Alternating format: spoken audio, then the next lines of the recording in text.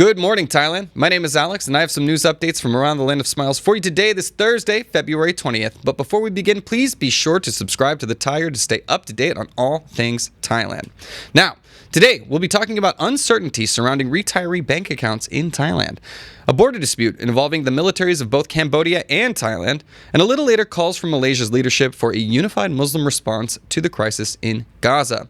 But first, we're back here in Bangkok, as Bangkok is adopting Beijing's air pollution solutions in a landmark deal. Bangkok is partnering with Beijing to tackle its worsening air pollution through a newly signed Memorandum of Understanding on Air Quality Management.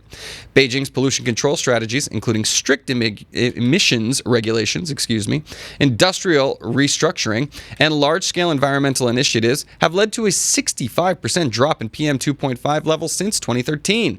Bangkok aims to replicate this success through knowledge exchange, training, and pilot projects. Governor Chachot has also launched an initiative to eliminate rice field burning, significantly reducing burned farmland from 5,625 rai in 2022 to just 625 rai in 2024. Okay, look, at least the rhetoric is going in the right direction. I'm not entirely sure how much we can believe, Beijing's word on how they're able to control their pollution. I've lived in China. I have experienced the worst pollution of my entire life. Has definitely been in China, but maybe things have been getting under control better. Sure, that'd be great. And then we could, obviously it's been a big issue for them, so they've probably learned some things that we here in Thailand can learn from as well. Also, in terms of the governor Chachot talking about the reduced burning of farmland, okay, if it has actually reduced that much, about 5,000 rai less in 2 years, then why haven't we seen any of the results? Because it appears that the pollution is just as bad as it's ever been. Whatever. The point is they are at least talking about fixing things, and hopefully that actually translates into some real actionable policies, and we can actually all breathe a little bit easier down here. All right. Greek Fire says, I like no ads on the website. Yeah, well, we got to pay for this somehow. So we hopefully won't inundate you. It's not going to be too crazy, but yeah, we got to keep the lights on, my friend. And hello, Ray Briscoe. Thank you for joining us. Cool sunglasses. That'll be me in Samui soon. All right. Well, speaking of waste and pollution, well, we got more problems actually down in Phuket. Now, Phuket is urging waste separation as its incinerator shuts down. That's right, Phuket is facing a worsening waste crisis as its only public incinerator undergoes a month-long renovation, reducing its capacity from 900 to 300 tons per day. The excess trash is being dumped into already overflowing landfills, prompting officials to urge residents to separate waste for safety and efficiency. Authorities are using heavy machinery to manage the overflow, but this is expected to worsen odors in surrounding areas. Yuck. Adding to concerns, a landfill fire on February 16th, likely caused by improperly discarded items, has heightened the risk of future fires amid the hot season. To address the crisis, a 40 million baht waste separation initiative is underway, and officials are raising public awareness on proper disposal methods. Ew! That's not a good sign. So, yeah, this will be going on their one incinerator. It seems like that's not enough infrastructure for an island that's as populous as Phuket, and especially in experiencing such a massive influx of tourists who are not known to be conserving in their waste. They're pretty wasteful when they come here. This is a big problem, and it's going to cause a big stinky mess for many of the residents and the people just trying to enjoy the island. So, yeah, anyways, if you do live in Phuket, try to pay attention to whatever the public announcements are about how to properly dispose your waste and hopefully alleviate the problem a little bit, but doesn't look great at the moment. Get your clothespins for your nose, everybody. Ugh. All right, it's enough about the gross stuff. Now I have a bit of a shocker story coming up for you. We are back up north. Excuse me. I'm mixing up my stories. We have a pretty crazy story actually involving a British national. Now a family is rushing to rescue a British man with a mystery illness here in Thailand. The family of 72-year-old Raymond Wallace is racing to bring him back to the UK after he was hospitalized in Hua Hin with a severe but unclear illness. Initially diagnosed with pneumonia, his condition worsened to acute respiratory distress syndrome, with conflicting reports suggesting possible kidney issues.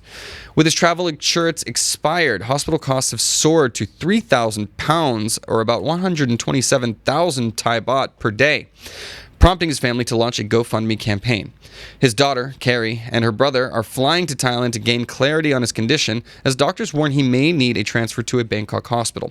Wallace had originally traveled to Goa to reflect after losing his partner, but unexpectedly ended up in Thailand.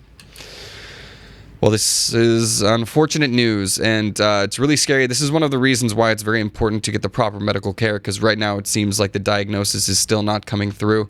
Sad that this man was on sort of a find yourself journey after losing his partner and has now come down with something that may end up causing even more tragedy for this poor family. Hopefully, with a transfer to the Bangkok hospital, he'll be able to find the care that he needs, and his family can be there to support him. But also, just, I don't know, man, make sure your insurance is up to date, everybody, because these costs rack up. No matter what, hopefully he does come through this, but if he does, wow, holy hell, he's going to be facing one hell of a medical bill. So please, everybody, make sure to take care of yourselves, and also make sure your insurance is up to date, because, tragedy can strike at any time. All right, I'll get into the comments in a second. Are we doing the advertisement now? Can do, man. Quick advertisement, everybody. We're going to do a quick plug for ourselves. This is about video production. Yep. Let me say something very quickly. So, guys, here at the Thaiger, we take a lot of pride in our video production levels. We work very hard all over the country. We fly out to places like Phuket, Pattaya, Hua Hin, Chiang Mai, here in Bangkok, of course, to try and promote businesses that want to reach the expat community and the tourist community, which is pretty much everybody. So have a look at this advertisement and see what we can do for you in terms of producing videos.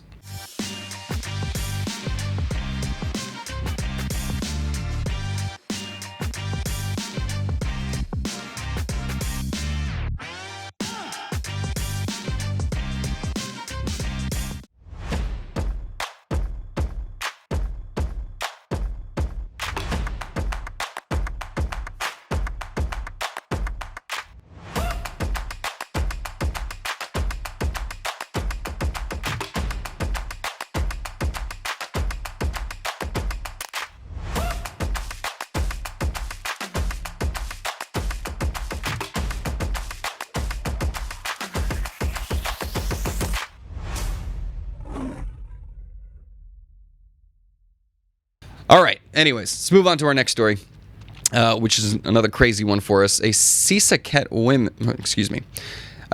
woman has taken her own child hostage amid a mental health crisis. A 28-year-old woman in Sisaket's Mung district, struggling with psychiatric issues, took her 3-year-old daughter hostage and attacked her mother. Police and emergency responders subdued her after a tense 10-minute negotiation and transferred her to a hospital for psychiatric care. The woman, identified as Wanakan Landa, had previously worked in Bangkok but struggled with substance abuse, which may have worsened her condition. Her mother, 55-year-old Pen Landa, revealed that Wanakan had stopped taking her medication for months, leading to erratic behavior. Fearing further violence, Pen alerted authorities and has pledged to support her daughter's long-term treatment. Well, again, I have to heap praise on the Thai authorities. Obviously, this is a high, tense situation where, this could have ended in severe tragedy. Fortunately, the Thai police were able to de-escalate and subdue this woman who is in dire need of psychiatric care. You got to feel for the mother, the grandmother, I guess I should say, who is just trying to look out for her daughter's best interest. And it just kind of shows, drug abuse can rear its ugly head. Unclear exactly what drugs, but I do have my guesses. And let's just say it goes back to the Flintstones with some yabba dabba do. But in any case, hopefully this woman gets the help that she needs and can recover from this and achieve a mental state where she is not, threatening her own daughter. In any case, time will tell. But for now, the daughter is safe, and the grandmother should be able to, only 55 years old. You got a young grandma. She'll be able to take care of that kid while the mother is convalescing. And yes, allegedly. let's say, Greek fire.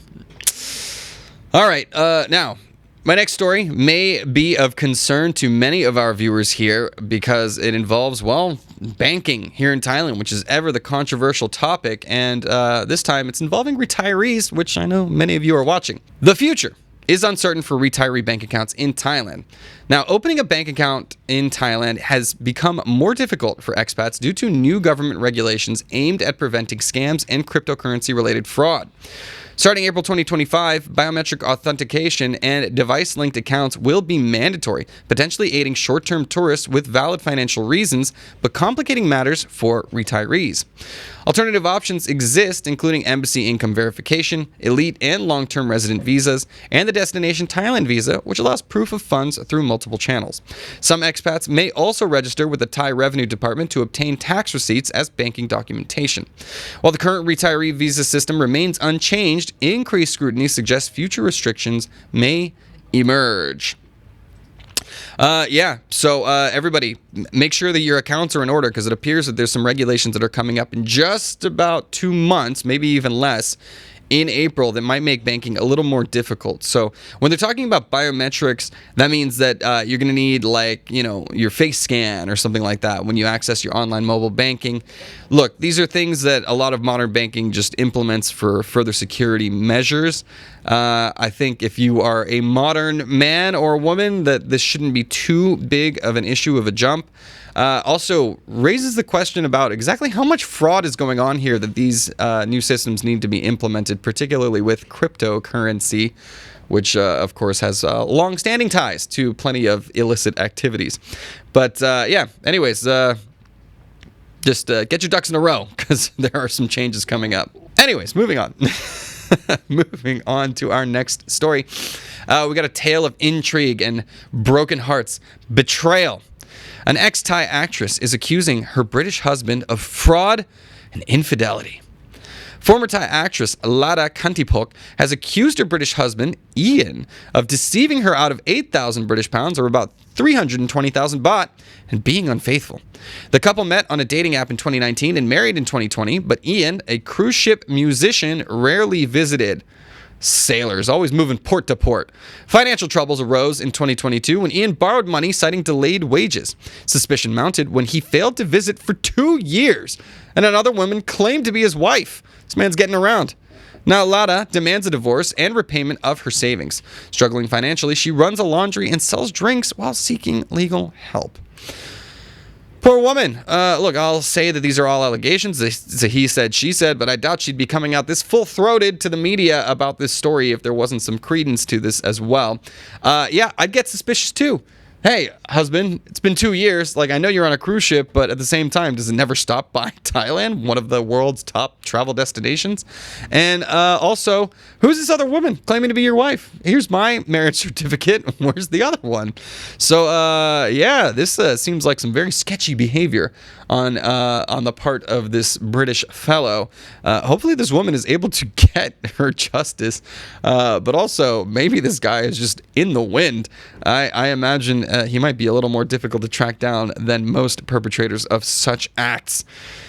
Come on, guys, like, treat your Thai wives nicely. Treat your, any wife nicely, obviously. But it is obviously a common occurrence here in Thailand where you have, like, older expats on their second or third wives, right? That kind of a thing.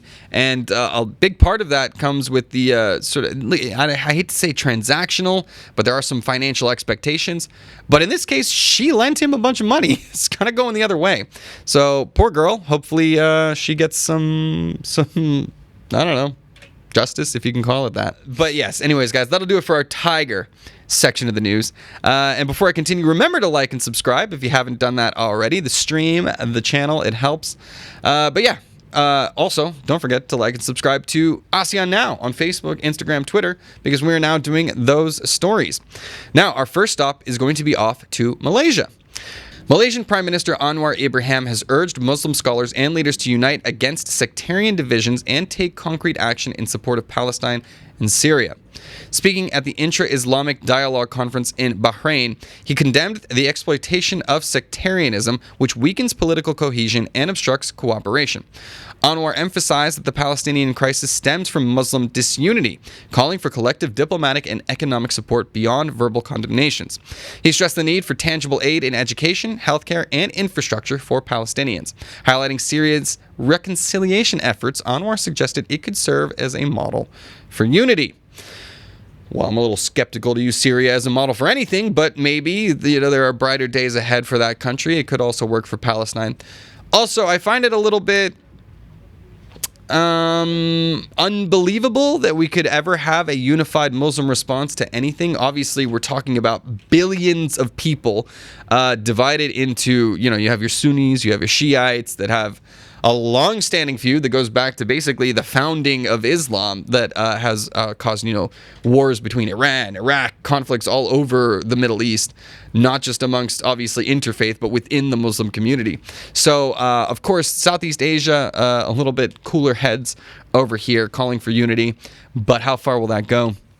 Unclear. It is interesting to see Muslim countries like Indonesia and Malaysia taking more of a leadership role when it comes to these diplomatic problems that are obviously always rearing their ugly heads in the Middle East. But how much of an effect will these things have? Time will only tell, but I have my doubts. All right, well, speaking of Muslim Southeastern countries, we are now off to Indonesia, where we're talking about a little bit of a different subject. Now, Indonesia's Prabowo has called for an impartial justice and judicial integrity. That's right, Indonesian President Prabowo Subianto has urged judges to uphold justice without discrimination, emphasizing integrity and public protection. Speaking at the 2024 Supreme Court annual report session, he stressed the judiciary's vital role in the trias politica system and called for courage in eradicating corruption. Prabowo encouraged judges to prioritize honesty and fairness for the nation's future generations. The session, themed "With Integrity, Quality Justice," featured a report from Chief Justice Sunarto detailing the court's achievements and pending cases over the past years. Okay, well, that's pretty standard rhetoric, but exactly how effective is the judicial system in Indonesia? Look, there has been some interesting stuff coming out of the justice system in Indonesia. We've talked a lot about the repatriation of expat and foreign criminals, particularly sentenced for drug crimes to death in the country, being repatriated to their native lands and, escaping that fate. So we are seeing a little bit more of a merciful side to that justice system. At the same time, there are strong calls to eliminate the corruption in the country, which has been, infamous for a long time. Unsure, though, right? Like when the powers that be are talking about, we need to get rid of corruption, they often overlook their own. So I'm curious, Indonesia, let me know your thoughts. Is this a sincere effort on the part of Subianto, or is this just some empty rhetoric? Curious to know. All right. Next story is a wild one. Did you know that Thailand has some problems with its neighbors sometimes? I didn't. News to me, but apparently so. Now, however, there has been calm restored. Now, Cambodia and Thailand apparently had a border dispute at a temple altercation. That's right. That's right. Tensions at the disputed Prasat Ta Moan Ton temple between Cambodia and Thailand have de-escalated following a brief military altercation. The incident occurred when Thai soldiers attempted to stop Cambodian visitors, including military officers, from singing a patriotic song at the site, leading to a heated exchange. Thailand's defense minister confirmed that an official protest was lodged with Cambodia, while Cambodia's national defense ministry assured that the situation remains calm. Experts warn that nationalist groups or political opposition may exploit the dispute to strain bilateral relations. It seems like a weird conflict over a temple, no less, a place that's supposed to be a symbol of peace. At the end of the day, though, it seems like both sides want to de-escalate this. However, of course, this is something that comes up in different countries all over the world. It's a 1984 tactic. When things are not going well at home, let's start some trouble with neighbors or some outside influence. so that our people are not mad at us, they're mad at somebody else. So, yeah, I'm not entirely sure exactly whose interests were at play when this all played out, but it does seem that the powers that be on either side want to emphasize cooperation and calmness, so that's good. But it does beg the question, who else is wielding influence in these countries to be able to start this kind of event in the first place? Eesh, the military. Talk about ugly heads again. There we go. All right, last story. Singaporean students have suffered food poisoning after consuming emergency rations. Do not eat in case of emergency, apparently. Around 20 students from Singapore School of the Arts, or SOTA, reported food poisoning symptoms after consuming ready-to-eat meals distributed during Exercise SG Ready, a national crisis preparedness drill. Not so prepared, apparently. Symptoms included diarrhea, nausea, and vomiting, with the chicken bolognese pasta suspected as the cause. The meals, developed by the SATS for emergency use, were designed to be stored without refrigeration for up to 8 months. SOTA has launched an investigation urging students to return unconsumed meals. Good idea. These meals are part of the Singapore's Food Agency's Food Resilience Preparedness Program, reaching over 100,000 students and teachers across 90 schools, as well as 8,000 seniors in active aging centers.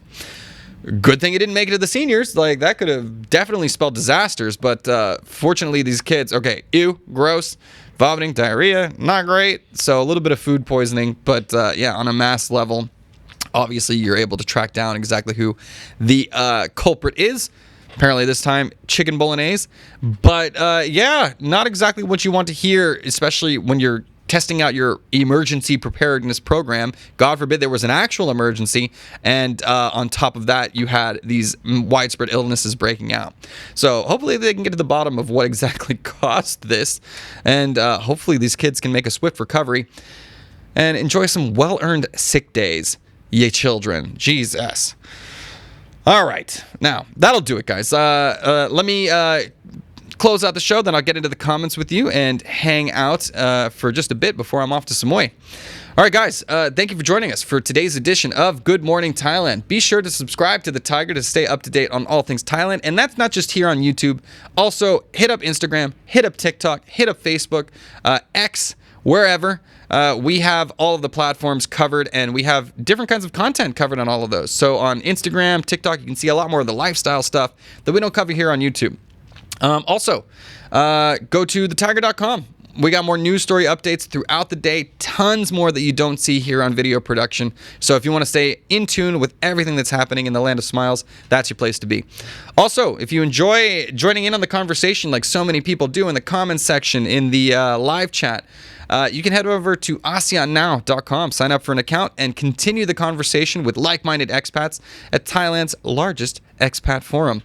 Swiftly growing around the region as well. Big in Cambodia now, apparently. I want to go over there, see how much that actually translates. But anyways, check it out. It's a great website, too. And also, it's on social media. You can follow that on Instagram, TikTok, Facebook, where have you. All right, that'll do it for me, guys. I'm off to Samui. Let me get into the comments and just see what's up before I head out of here.